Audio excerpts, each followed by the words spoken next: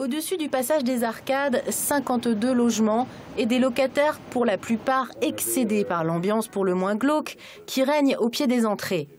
Personne ne se cache la face. Il y a aussi également un trafic très important de drogue qui se fait ici. Ils sont toujours parqués là dans les passages.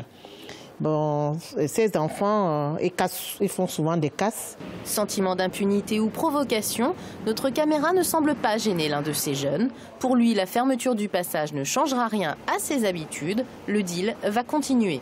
On n'est pas là pour faire du mal aux gens ou quoi que ce soit. On est juste là pour faire notre argent comme tout le monde le fait.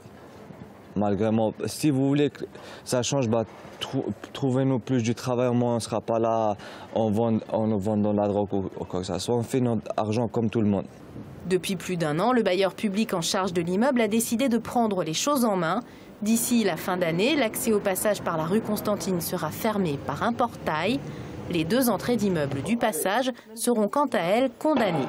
Et les locataires accéderont par la cour intérieure de la résidence qui donne, elle, sur la rue Constantine. Donc bien évidemment, les portes vont être supprimées ici, les entrées sur la cour intérieure vont être élargies.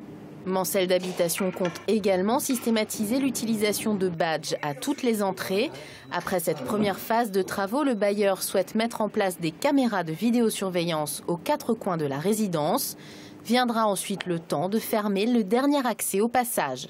En fonction du bilan qui sera réalisé de ces 2 premières étapes, nous envisagerons de fermer le passage sur la rue du Docteur Leroy.